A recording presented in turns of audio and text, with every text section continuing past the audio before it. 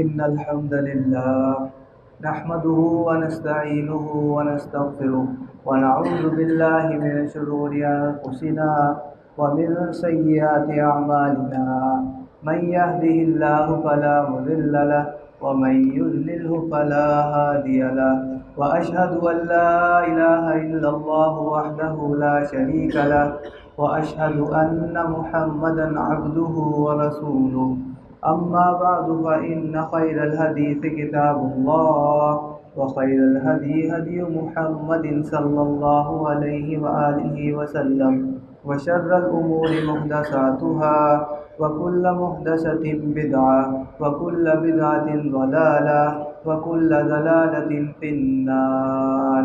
يا أيها الناس اتقوا ربكم الذي خلقكم من نفس واحدة وخلق منها زوجها وبث منهما رجالا كثيرا ونساء واتقوا الله الذي تساءلون به والأرحام إن الله كان عليكم رقيبا. يا أيها الذين آمنوا اتقوا الله حق تقاته ولا تموتن إلا وأنتم مسلمون. يا أيها الذين آمنوا اتقوا الله وقولوا قولا سديدا يصلح لكم أعمالكم ويغفر لكم ذنوبكم ومن يطع الله ورسوله فقد فاز فوزا عظيما. قال الله تبارك وتعالى في القرآن المجيد نحن نقص عليك نبأهم بالحق إنهم فتية آمنوا بربهم وزدناهم هدى وربطنا على قلوبهم إذ قاموا فقالوا ربنا رب السماوات والأرض لن ندعو من دونه إلها لقد قلنا إذا شططا. تمام تعریفیں اللہ تبارک و تعالیٰ کے لیے اور بے حد درود و سلام ہو آپ صلی اللہ علیہ وآلہ وسلم کی ذات بابرکت کو. پچھلی مرتبہ جب میں آپ کے سامنے حاضر ہوا میں نے اصحاب کہف کا تاریخی تعارف آپ لوگوں کے سامنے کروایا تھا. اس سے پہلے میں سورۃ الکہف کا شروع کا رکوع میں تفصیلاً آپ کے سامنے ذکر کر چکا ہوں. اب چند گزارشات کر کے میں اپنی بات کو آگے بڑھاؤں. میں نے آپ کو تاریخی طور پہ اصحاب کہف کے بارے میں کچھ باتیں بتائیں، جیسے 70 عیسوی میں ٹائٹس رومی نے یہودیوں کو ختم کیا، ان کے 1,33,000 لوگوں کو قتل کیا. اس کے بعد ایک بادشاہ جیزیس تھا جس کے دربار میں اصحاب کہف کی پیشی ہوئی، اور وہ سارا واقعہ میں نے آپ کو بتایا کہ کس طرح اس نے ان کو ایک مہلت دے دی کہ چند دن بعد آ کے میرے پاس اپنا جواب دینا. اس کے بعد وہ سارا واقعہ آپ کے ذہن میں ہوگا کہ اصحاب کہف جو ہے وہ اللہ کے جو ہے وہ خوف سے اپنے دین کو بچانے کے لیے، ایمان کو بچانے کے لیے ایک غار میں جا کے پناہ لے لی. پھر 300 عیسوی میں کانسٹنٹائن ایمپرر جو تھا وہ خود عیسائی ہو گیا، حالانکہ وہ رومی سلطنت کا بادشاہ تھا. وہ عیسائی ہو گیا اور پوری مملکت عیسائی ہو گئی. اصحاب کہف بھی عیسائیت پہ تھے اور جو ہے وہ رومی سلطنت وہ بھی عیسائی ہو گئی. اور پھر 446 عیسوی میں جا کے ایک بادشاہ تھا جس کا نام تھا تھروڈیس. اس کے زمانے میں اصحاب کہف جو ہے وہ جاگے، اور جب وہ جاگے تو وہ سارا واقعہ پیش آیا کہ وہ اصحاب کہف جو ہے وہ لوگوں کے پاس آئے، ان میں سے ایک آدمی، اور لوگوں نے پہچان لیا یہ وہی لوگ ہیں جو اللہ کے خوف سے بھاگے تھے. اور پھر رومی سلطنت نے انہیں قتل کرنے کی دھمکی دی تھی، اور وہ اسی دھمکی کی وجہ سے اپنے علاقے کو چھوڑ کے غار میں گئے تھے. یہ سارے حالات میں نے آپ کو پچھلی دفعہ ذکر کیے تھے. آئے ہم دیکھتے ہیں کہ قرآن اصحاب کہف کے بارے میں اپنا تعارف جو ہمیں کیسے کرواتا ہے. اللہ تعالیٰ ارشاد فرماتے ہیں سورہ کہف رکوع نمبر 2 نحن نقص علیک نبأهم بالحق، ہم تم پہ بیان کرتے ہیں ان کا قصہ بالکل حق کے ساتھ، ٹھیک ٹھیک. انہم فتیۃ، وہ چند نوجوان تھے، آمنوا بربہم، اپنے رب پہ ایمان لائے، وزدناہم ہدی، انہیں ہم نے ہدایت میں بہت زیادہ کر دیا تھا. وربطنا علی قلوبہم، ان کے دلوں کو مضبوط کر دیا تھا. اذ قاموا، جب وہ کھڑے ہوئے، فقالوا، بس انہوں نے کہا، ربنا رب السماوات والارض، ہمارا رب تو وہ ہے جو آسمانوں اور زمین کا مالک ہے. لن ندعو من دونہ، ہم ہرگز نہیں پکاریں گے اس کے علاوہ الہن، کسی کو بھی معبود. لقد قلنا، اگر ہم نے ایسا کہا کہ اللہ کے علاوہ بھی کوئی معبود ہے، اذن شططا، تو ہم نے بہت ہی بری بات کی. ہاؤلائی قوم اتخذوا من دونی آلہہ، یہ ہماری قوم ہے جس نے اللہ کے علاوہ معبود بنا لیے. لولا یاتون علیہم بسلطان بین، وہ کیوں نہیں اس پہ کوئی کھلی دلیل لے کر آتے. فمن اظلم ممن افترى علی اللہ کذبا، بس کون اس سے بڑھ کے ظالم ہوگا جو اللہ تعالیٰ پہ جھوٹ باندھے. وَإِذِ اعْتَزَلْتُمُوهُمْ، اور جب تم ان سے الگ ہو جاؤ. وَمَا يَعْبُدُونَ، اور جن کی وہ عبادت کرتے ہیں، الگ ہو کے جب تم غار میں چلے جاؤ. إِلَّا اللَّهَ، سوائے اللہ تعالیٰ کی. فَأْوُوا إِلَى الْكَهْفِ يَنشُرْ لَكُمْ، تو تم ایک غار میں بنا لے لو. يَنشُرْ لَكُمْ، وہ برسا دے گا تم پہ. ربکم، تمہارا رب. من رحمتی، اپنی رحمت میں سے. وَيُهَيِّئْ لَكُمْ، اور کر دے گا تمہارے لیے. من امرکم مرفقا، تمہارے کام میں آسانی. وَتَرَى الشَّمْسَ، اور آپ دیکھیں گے سورج کو. اذا طلعت، جب وہ طلوع ہوتا ہے. تزاور عن کہفہم، ان سے ہٹ کے نکلتا ہے. ذات الیمینی، دائیں طرف سے. وَإِذَا غَرَبَتْ، اور جب وہ غروب ہوتا ہے. تقرضہم، کترا کے نکلتا ہے ان سے. ذات شمال، بائیں طرف سے. وَهُمْ فِي فَجْوَةٍ مِّنْهُ، وہ غار کے ایک کھلے میدان میں ہے. ذَلِكَ مِنْ آیاتِ اللہ، یہ اللہ تعالیٰ کی آیات ہیں، نشانیاں ہیں. مَن يَهْدِ اللَّهُ فَهُوَ الْمُهْتَدِ، جس کو اللہ ہدایت دے وہی ہدایت پا جاتا ہے. وَمَن يُضْلِلْ، اور جس کو وہ گمراہ کر دے. فَلَن تَجِدَ لَهُ وَلِيًّا مُرْشِدًا، پس تم نہیں پاؤ گے اس کے لیے کوئی ہدایت دینے والا. یہاں سے آگے تیسرا رکوع شروع ہوتا ہے. وَتَحْسَبُهُمْ، اور آپ گمان کرتے ہیں ان کے بارے میں. أَيْقَاظًا، کہ وہ جاگ رہے ہیں. وَهُمْ رُقُودٌ، حالانکہ وہ سو رہے ہیں. اللہ تبارک و تعالیٰ نے اصحاب کہف کو اس حال میں سلایا تھا کہ اگر کوئی شخص جا کے ان کو جھانک کے دیکھے تو اسے ایسا لگے گا کہ جیسے وہ جاگ رہے ہیں، ان کی آنکھیں کھلی ہوئی ہیں. حالانکہ اللہ تبارک و تعالیٰ نے کیا کہا، حالانکہ وہ کیا ہیں، سو رہے ہیں. وَنُقَلِّبُهُمْ ذَاتَ الْيَمِينِ، ہم انہیں پلٹاتے ہیں دائیں طرف. وَذَاتِ الشِّمَالِ، اور بائیں طرف. اللہ تبارک و تعالیٰ ان کو کروٹیں دلواتے تھے، دائیں طرف اور بائیں طرف.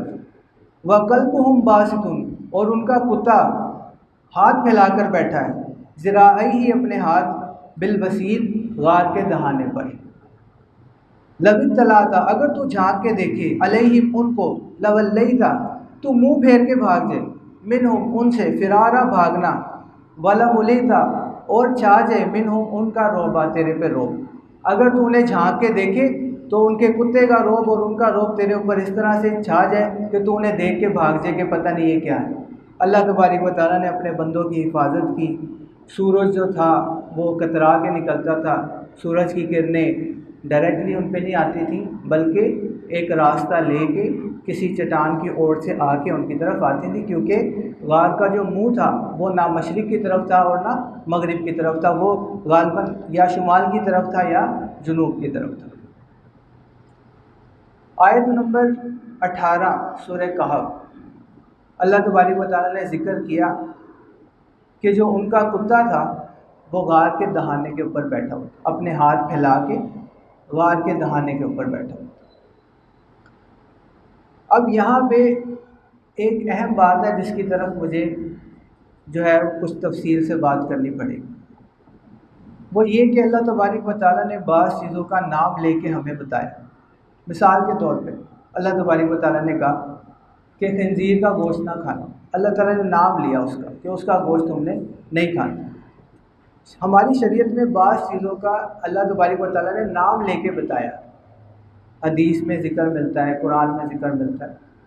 ان میں سے ایک چیز یا ایک جانور وہ کتا بھی ہے جس کا شریعت نے نام لے کے بتایا. اب میں یہاں پہ کچھ وضاحت آپ کے سامنے رکھنا چاہتا ہوں اپنے موضوع سے ہٹ کے، تاکہ ہمیں کچھ بات سمجھ آ جائے، ہمیں شریعت کے اصول سمجھ آ جائیں یا شریعت کی بات سمجھ آ جائے کہ شریعت کیا ہے. صحیح بخاری حدیث نمبر 5481. حضرت ابو ہریرہ رضی اللہ تعالیٰ عنہ فرماتے ہیں کہ مویشیوں کے لیے یا شکار کے لیے یا کھیتی کے علاوہ کسی نے کوئی کتا رکھا تو اس کے اجر سے روزانہ ایک قرات کم ہو جائے گا. صحیح بخاری حدیث نمبر 5481. اگر کسی نے شکار، کھیتی کے علاوہ یا مویشیوں کے علاوہ کسی اور کام کے لیے کتا رکھا تو روزانہ اس کے اجر سے ایک قرات کم ہو جائے. ایک قرات ایک احد پہاڑ کے برابر ہوتا ہے. اگر کسی نے ان 3 مقاصد کے علاوہ کسی اور مقصد کے لیے اپنے پاس کتا رکھا تو روزانہ اگر وہ نیکیاں کرتا ہے، مثال کے طور پہ وہ شخص نیکیاں کرتا ہے اور وہ نیکیاں احد پہاڑ کے برابر ہیں، روزانہ وہ احد پہاڑ کے برابر نیکیاں کرتا ہے، لیکن اللہ تعالیٰ فرما رہے ہیں اس نے کتا رکھا ہوا، روزانہ اس کے اجر سے اس احد پہاڑ کے برابر نیکیوں میں سے اللہ تعالیٰ کم کر لیں۔ تین مقاصد ہیں، ان تین مقاصد کے لیے کتے کو رکھا جا سکتا ہے۔ اب یہاں سے جو ہے وہ ایک حدیث ہے جس کو میں آپ کے سامنے ذکر کرنا چاہتا ہوں، جس سے آپ کو ساری بات انشاءاللہ تعالیٰ سمجھ آ جائے گی۔ صحیح مسلم حدیث نمبر 5513۔ ایک مرتبہ اللہ کے نبی صلی اللہ علیہ وآلہ وسلم سے حضرت جبرائیل علیہ السلام نے وعدہ کیا کہ میں اس خاص وقت میں آپ کو ملنے آؤں گا، اور آپ اس خاص وقت میں حضرت جبرائیل علیہ السلام کا انتظار کرنے لگے۔ حضرت جبرائیل علیہ السلام اس وقت میں نہیں آئے۔ آپ پریشانی کے عالم میں جو ہے نا وہ گھبرا اٹھے کہ حضرت جبرائیل علیہ السلام نے مجھ سے وعدہ کیا تھا اور آپ کبھی جھوٹا وعدہ، فرشتے حضرت جبرائیل علیہ السلام نے کبھی جھوٹا وعدہ نہیں کیا، تو اگر آپ نے مجھ سے وعدہ کیا تھا کہ میں نے اس وقت میں آنا ہے تو وہ لازماً آئیں گے، لیکن حضرت جبرائیل علیہ السلام نہیں آئے۔ اللہ کے نبی صلی اللہ علیہ وسلم بہت زیادہ پریشان ہو گئے کہ یہ کیا ماجرا ہے، حضرت جبرائیل علیہ السلام نے تو مجھ سے وعدہ کیا تھا کہ آپ آئیں گے لیکن آپ نہیں آئے۔ آپ نے اپنے گھر پہ جہاں آپ بیٹھے ہوئے تھے آپ نے غور کیا، ادھر ادھر دیکھا، ایک کتے کا بچہ جو ہے وہ گھر میں موجود تھا۔ آپ نے فرمایا عائشہ یہ کہاں سے آیا؟ حضرت عائشہ رضی اللہ تعالیٰ نے فرمایا مجھے علم نہیں کہ یہ کہاں سے آیا۔ آپ صلی اللہ علیہ وسلم نے اس کتے کے بچے کو اٹھایا اور گھر سے باہر نکال دیا۔ پھر حضرت جبرائیل علیہ السلام کسی اور موقع کے اوپر بعد میں آپ سے ملے، آپ نے فرمایا کہ آپ نے مجھ سے وعدہ کیا تھا کہ آپ میرے پاس آئیں گے، میں آپ کا انتظار کرتا رہا، آپ نہیں آئے۔ حضرت جبرائیل علیہ السلام نے فرمایا کہ جس گھر میں کتا یا تصویر اور رحمت کے فرشتے اس گھر میں داخل نہیں ہوتے۔ یعنی اتنا ہماری شریعت نے اس جانور کو برا سمجھا کہ آپ نے حضرت جبرائیل علیہ السلام نے فرمایا کہ جس گھر میں کتا یا تصویر ہو رحمت کے فرشتے اس گھر میں داخل نہیں ہوتے۔ اس کے بعد اس بات کو سننے کے بعد آپ صلی اللہ علیہ وآلہ وسلم نے جب اگلا دن چڑھا یا غالباً وہی دن تھا، آپ نے مدینہ کے اندر جتنے بھی کتے تھے ان کو مارنے کا حکم دیا کہ جتنے بھی کتے ہیں ان کو مار دو۔ لیکن جو کتے کسی کھیت کی حفاظت کر رہے تھے یا مویشیوں کی حفاظت کر رہے تھے آپ نے ان کو چھوڑ دیا، باقی کتوں کو آپ نے مارنے کا حکم کہ ان کو مار دو۔ تو ہماری شریعت نے اس جانور کے بارے میں جو ہماری رہنمائی کی ہے وہ اس طریقے سے کی ہے کہ اگر یہ کسی کے گھر میں موجود ہے تو وہاں پہ اللہ تبارک و تعالیٰ کی رحمت نہیں آئے گی اس کتے کی وجہ سے، اس کتے کے موجود ہونے کی وجہ سے۔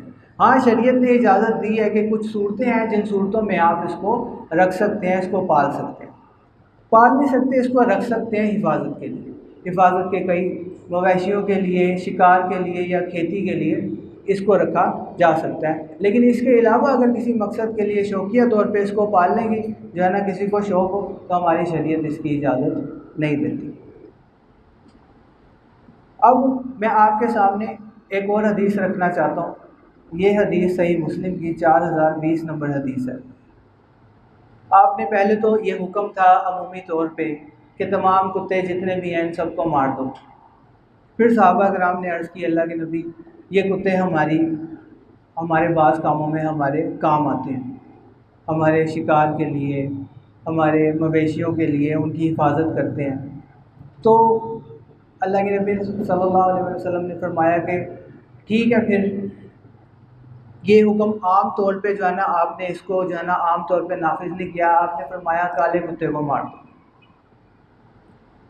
2 نقطوں والے کالے سیاہ کتے کو مار دو، یہ آپ نے حکم دیا اس چیز کا۔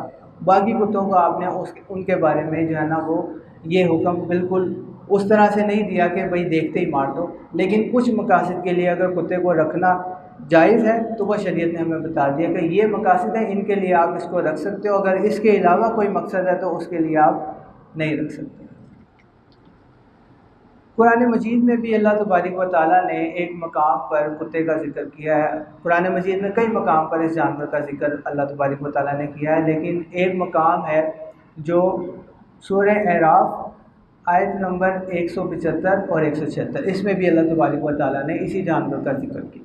اللہ تعالیٰ فرماتے ہیں، اور ان لوگوں کو اس شخص کا حال پڑھ کر سنائیے کہ جس کو ہم نے اپنی آیتیں دی پھر وہ ان سے نکل گیا، یعنی اللہ کی آیتوں سے بالکل دور چلا گیا۔ اللہ نے علم دیا، ہو سکتا ہے شروع میں وہ عمل بھی کرتا ہو، لیکن پھر کیا ہوا، وہ ان سے بالکل دور چلا گیا، بالکل نکل گیا ان سے، پھر وہ شیطان کے پیچھے لگ گیا، سو وہ گمراہ لوگوں میں شامل ہو گیا۔ اللہ تبارک و تعالیٰ نے فرمایا، ہم نے اس کو علم دیا تھا، اس پہ اپنی رحمت کی تھی، اس کو جو ہے نا وہ اپنے دین کی سمجھ دی تھی، لیکن اس نے کیا کیا، اپنی خواہشات کی پیروی کی وجہ سے وہ ان سے بالکل نکل گیا اور اس نے شیطان کی پیروی کی اور گمراہ لوگوں میں شامل ہو گیا۔ اس سے اگلی آیت جو آیت نمبر 176 ہے، اس میں اللہ تعالیٰ فرماتے ہیں، اگر ہم چاہتے تو اس کو ان آیات کی بدولت بلند مرتبہ دے دیتے، اگر ہم چاہتے وہ عمل کرتا، اپنے اس علم پہ قائم رہتا، ہم اس کو بلند مرتبہ دے دیتے، لیکن وہ دنیا کی طرف مائل ہو گیا، وہ نیچے کی طرف چلا گیا اور اپنی نفسانی خواہشات کی پیروی کرنے لگا۔ اللہ تبارک و تعالیٰ نے تو اسے علم دیا تھا کہ یہ عمل کر کے ایک بلند مرتبہ پا لے، لیکن اس نے کیا کیا، دنیا کی طرف مائل ہو گیا اور اپنی نفسانی خواہشات کی پیروی شروع کر دی۔ تو اللہ تبارک و تعالیٰ نے فرمایا، تو اس کی حالت کتے کی سی، جو ایسا کرے گا اس کی حالت کیا ہے، اللہ کے نزدیک وہ کیا ہے، کتا۔ جو اللہ کے دین کو چھوڑ کے اللہ نے علم دیا وہ عمل بھی کرتا تھا، اس کے بعد وہ دنیا کی طرف مائل ہو گیا، اپنے اس سب چیزوں کو چھوڑ کے دنیا کی طرف چلا گیا، اللہ نے فرمایا اس کی مثال کیا ہے، اللہ کے نزدیک اس کی مثال کتے کی سی۔ تو قرآن اور حدیث ہمیں واضح طور پہ ایک چیز کے بارے میں رہنمائی کر رہے ہیں کہ یہ جو چیز ہے، یہ جو جانور ہے، اللہ تبارک و تعالیٰ نے اس سے دور رہنے کا ہی ہمیں حکم دیا۔ ایک اور حدیث میں آپ کے سامنے رکھتا ہوں، صحیح مسلم حدیث نمبر 651، اگر کتا کسی برتن میں منہ مار لے تو ہمیں کیا کرنا، شریعت کیا کہتی ہے؟ کتا اگر کسی برتن میں منہ مار لے تو شریعت کیا کہتی ہے؟ 7 مرتبہ اس برتن کو دھونا ہے، اس برتن کو 7 مرتبہ دھونا ہے، اور پہلی مرتبہ اس برتن کو کس سے دھونا ہے؟ مٹی سے، پہلی مرتبہ مٹی سے، اور ویسے اس برتن کو کتنی مرتبہ دھونا ہے؟ 7 مرتبہ۔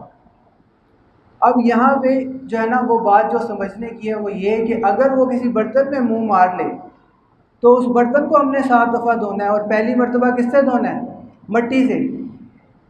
تو اگر کوئی انسان جو ہے وہ کتے کے ساتھ جو ہے نا وہ اتنا جو ہے نا وہ گہرا تعلق رکھے کہ وہ اس کی زبان سے اس کے منہ کو چاٹے یا اس کے ہاتھوں کو چاٹے، تو اس شخص کی کیا حالت ہو۔ سائنس نے بھی اس بات کی تحقیق کی کہ کتا اگر کسی برتن میں منہ مار لے تو کیا اس کے جو جراثیم ہیں، کتے کے جو جراثیم ہیں منہ کے، کیا وہ عام دھونے سے صاف ہو جائیں گے؟ جب تحقیق کی گئی تو پتہ چلا نہیں، کتے کے منہ میں کچھ اس قسم کے جراثیم ہیں کہ اگر انہیں ہم دھو لیں، جتنی مرتبہ ہم اس کو دھو لیں، وہ برتن صاف نہیں ہو سکتا، جب تک اس کو مٹی سے نہ دھوئیں وہ جراثیم نہیں نکل سکتا اس برتن میں سے، تب تک نہیں نکلے گا جب تک اس برتن کو ہم مٹی سے نہ دھو لیں۔ تو سائنس نے بھی اس بات کی تصدیق کر دی کہ جو حدیث میں بات آئی ہے بعین ہی وہ بات اسی طرح سے ہے۔ تو یہ قرآن کی آیات اور جو احادیث میں نے آپ کے سامنے رکھی، ان سے ایک چیز بالکل واضح ہو گئی کہ اللہ تبارک و تعالیٰ نے ہمیں اس جانور سے دور رہنے کا ہی حکم دیا۔ اب جو لوگ اس کو شوقیہ پالیں تو وہ خود سوچ لیں کہ جو آپ کے سامنے میں نے بخاری کی حدیث رکھی کہ روزانہ اس کی اجر سے 1 قرات کم ہو جائے گا، اگر وہ احد پہاڑ جتنی نیکیاں روزانہ کرتا ہے تو روزانہ اس کی نیکیوں میں سے اتنا تو ویسے ہی اللہ تبارک و تعالیٰ نے کم کر لینا ہے، باقی جو رہ جائے گا وہ اس کے نامہ اعمال میں چلا جائے گا۔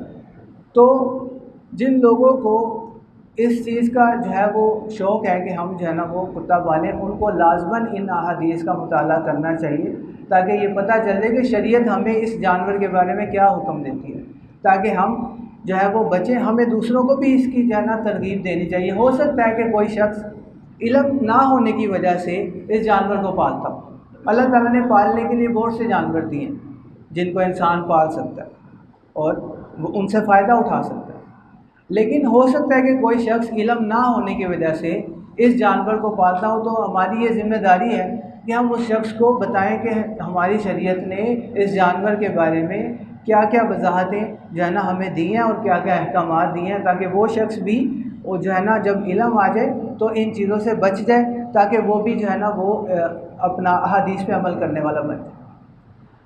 اب ایک بات جو میں آپ کے سامنے رکھنا چاہتا ہوں، اس کے علاوہ ایک بات ہے، میں آپ کے سامنے دو جانوروں کا موازنہ کرتا ہوں اور اس سے آپ کو میری بات سمجھ آ جائے۔ ایک جانور ہے بھیڑ یا بکری۔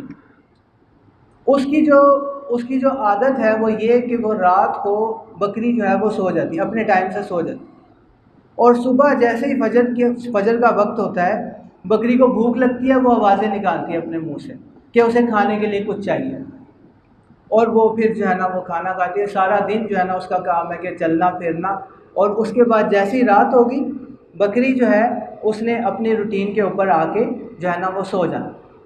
یہ ایک بکری کی، میں نے بھیڑ کی آپ کو روٹین بتائی۔ اب آپ بھیڑ کی تعداد یا بکری کی تعداد جو ہے نا اس پہ غور کریں۔ آپ کو بکری یا بھیڑ ایک ریوڑ کی شکل میں ملے گی، جس میں کتنی بکریاں یا بھیڑ ہوں گی؟ 100 کے سینکڑوں کے حساب سے بکریاں یا بھیڑیں اس ریوڑ میں چلتی ہیں جس کو لوگ پالتے ہیں۔ ان کی تعداد میں اللہ تعالیٰ نے برکت رکھی۔